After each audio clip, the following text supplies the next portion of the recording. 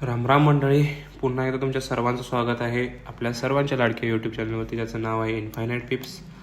So आज 11 डिसेंबर. आज आपण आपल्या फिबोनाचीच्या स्ट्रॅटजीवरून मार्केटमध्ये आपल्याला कुठल्या कुठल्या लेवल्स भेटतात आणि कालच्या लेवल कशा कशा प्ले झालेल्या आहेत आपण थोडक्यात ओव्हरव्ह्यू घ्यायचा आहे. ठीक आहे. सो काल आपण ब्रेक ऑफ स्ट्रक्चर झालेला होता आपला सेलिंग साईडला. त्याच्यानंतर आपण एक लेवल मार्क केली होती GBP USDसाठी. सो लेवल वर्क झाली का? हां, वर्क झाली, पण आपलं एकदम थोडक्यात टार्गेट डन होण्यासाठी थोडक्यात राहिलेलं होतं. त्यानंतर आपला स्टॉप लॉस हिट झाला होता. ठीक आहे. सो GBP USDमध्ये आपला काल स्टॉप लॉस हिट झालेला होता. त्याच्यानंतर आजच्यासाठी GBP USD काय सांगते आपल्याला, तर मार्केट हे सेलिंगमधून बाईंगला कन्वर्ट झालेलं दिसते आपल्याला. सो मार्केटने बाईंगसाठीचा चेंज ऑफ कॅरेक्टर आपल्याला दिलेला आहे.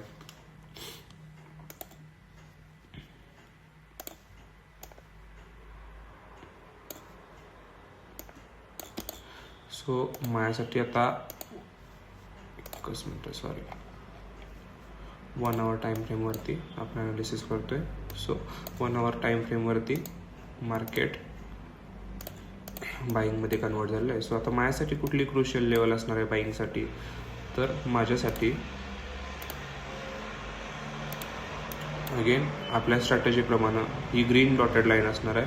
ही माझ्यासाठी काय असणार आहे, बाईंगची पोझिशन असणार आहे. सो सिम्पली मी या ठिकाणी आल्यानंतर बाय प्लॅन करेल आणि पुन्हा आपलं 1:2चं आपण टार्गेट घेणार आहे. ठीक आहे. सो हे झालं GBP USDसाठी. आपण बघू दुसरी currency pair NZD USD. NZD USDसाठी आपल्याला काल कुठलाही आपल्यासाठी नवीन एरिया नव्हता. सो आज पुन्हा मार्केटनं काय केलं आहे, रात्री FOMCची मीटिंग होती. त्या न्यूजनंतर बऱ्यापैकी सगळ्या करन्सी पेअर्समध्ये खूप चांगल्या पद्धतीची मुवमेंट झालेली होती. या ब्रेक ऑफ स्ट्रक्चरनंतर आपल्याला कुठल्या लेवल भेटू शकतात बाईंगसाठी, कारण मार्केट हे बाईंगच्या स्ट्रक्चरमध्ये आहे. सो त्याच्यानंतर आपल्याला ह्या ग्रीन लाईनला आल्यानंतर बाय घ्यायचा आहे किंवा बाय आपण प्लॅन करू शकतो आणि याच्यानंतर अगेन 1:2 आपण टार्गेट ठेवू शकतो. सो हे झालं NZD USDसाठी. ठीक आहे. त्याच्यानंतर युरो USD काय सांगते एकदा चेक करू. युरो USDमध्ये आपल्या कालच्या ॲनालिसिसप्रमाणे आपलं टार्गेट डन झालेलं आहे. या लेवलला आपण काल सांगितलं होतं की आल्यानंतर सेल करेल. त्यानंतर आपला स्टॉप लॉस इथं होता. 1:2 आपलं काल डन झालं. ठीक आहे. सो आपलं काल या ठिकाणी टार्गेट पूर्ण झालेलं होतं. त्याच्यानंतर आपल्याला मार्केटनं ट्रेंड चेंज केलेला दिसतोय. मार्केट सेलिंगमधून बाईंगला कन्वर्ट झालं. सो सिम्पल या ठिकाणी आपल्याला चेंज ऑफ कॅरेक्टर बघायला भेटतो. त्याच्यानंतर आपण आजची लेवल काय होऊ शकते एकदा चेक करूया. ठीक आहे.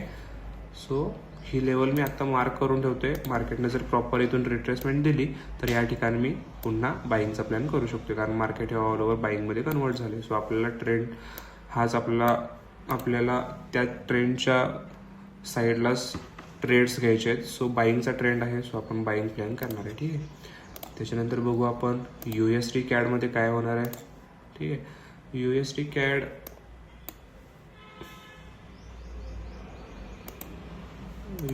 CADमध्ये काहीतरी हे चुकलं आहे. ठीक आहे. USD CADमध्ये आपला कालचा ट्रेड आय थिंक हा असावा आणि या लेवलवर मार्केट आपल्याला वरती गेलं होतं. काहीतरी या ठिकाणी कन्सेप्च्युअल थोडंफार इकडे तिकडे झालेलं असावं मे बी. ठीक आहे. त्याच्यानंतर हा ब्रेक ऑफ स्ट्रक्चर होता बाईंगसाठीचा आणि त्याच्यानंतर मार्केटनं सेलिंगला आपला ट्रेंड चेंज केलेला बघायला भेटतो. ठीक आहे. सो आत्ताच्या करंटच्या ॲनालिसिसवर मार्केट हे सेलिंगला कन्वर्ट झालेलं आहे आणि सेलिंगसाठीच्या आपल्याला एरिया शोधायचा आहे. सो सेलिंगसाठी मी काय प्रिफर करणार आहे आपल्या या स्ट्रॅटेजीच्या बेसिसवरती, तर या ग्रीन डॉटेड लाईनला आल्यानंतर मी सेल करणार आहे. ठीक आहे. सो या ठिकाणी या 2 डॉटेड लाईनच्या मध्ये माझा स्टॉप लॉस असेल. त्याच्यानंतर 1:2 मध्ये टार्गेट असेल. सो सिम्पल USD CADसाठी माझं हे आजचं प्लॅनिंग राहील. ठीक आहे. त्याच्यानंतर NZD JPY काय झालं एकदा चेक करू. NZD JPYमध्ये अजूनही काही झालेलं नाही. आपल्या एरियाच्या जवळ येऊन मार्केट वरती गेलेलं होतं. ऑलमोस्ट थोडंसं खाली आलं असतं आपलं या ठिकाणी टार्गेट डन झालं असतं. ठीक आहे. सो NZD JPY मध्ये काही नाही आहे. युरो JPY मध्ये बघू. युरो JPY मध्ये आपल्या कालच्या ॲनालिसिस प्रमाणे टार्गेट डन झालेलं बघायला भेटते आपल्याला. ठीक आहे. सो त्याच्यानंतर नवीन आपल्याला कुठलीही या ठिकाणी ट्रेंड चेंज किंवा ट्रेंड कंटिन्युएशन दिसत नाही आहे. सो युरो JPY मध्ये आपल्याला काल टार्गेट डन झालेलं बघायला भेटतं. AUD JPY मध्ये काय बघायला भेटतं? AUD JPY मध्ये सुद्धा आपल्याला काल टार्गेट डन झालेलं बघायला भेटलेलं आहे. ठीक आहे. सो आपण हे जे करत आहोत त्याचा 100% आपल्याला बेनिफिट व्हायला लागला हे आपल्याला बघायला भेटते. ठीक आहे. आता हा चेंज ऑफ कॅरेक्टर अजून फिक्स झालेला नाही आहे, कारण मार्केट हे अजून मुव्हिंगमध्ये आहे. ही कॅन्डल क्लोज व्हायला 20 मिनिट्स बाकी आहेत. अजून एक कॅन्डल बघणार आहे. सो आत्ता सध्या तरी आपल्याला AUD JPY कडे कुठल्याही पद्धतीचं लेवल आपल्याकडे नाही आहे. या ठिकाणी 1:2 काल डन झालेला आहे. ठीक आहे. JPY मध्ये पण ऑलमोस्ट डन झालं असं, फक्त SL हिट करून आपलं टार्गेट डन झालेलं होतं काल या ठिकाणी. सो GBP JPY मध्ये आपल्याला काल स्टॉप लॉस बघायला भेटतो. ठीक आहे.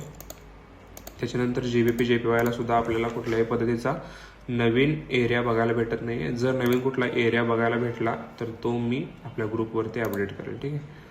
गोल्डसाठी काय सेम सिनेरिओ आहे. मोठ्या टाईम फ्रेमला अजूनही मार्केटनं कुठलंही स्ट्रक्चर शिफ्ट किंवा स्ट्रक्चर कंटिन्युएशन दाखवलेलं नाही आहे. सो बेसिकली गोल्ड हे अजूनही आपल्यासाठी कुठलीही क्रुशियल चांगली लेवल आपण भेटले असं म्हणू शकत नाही आहे.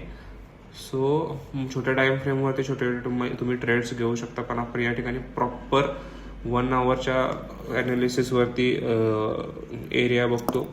सो सध्या तरी माझ्या दृष्टिकोनातून या ठिकाणी कुठलाही लेवल गोल्डसाठी नाही आहे. आणि अजून एक सांगायची गोष्ट ही की आता डिसेंबरचे शेवटचे 15 दिवस बघायला भेटतील, जे की मार्केटमध्ये सगळ्यात जास्त क्रुशियल असतील.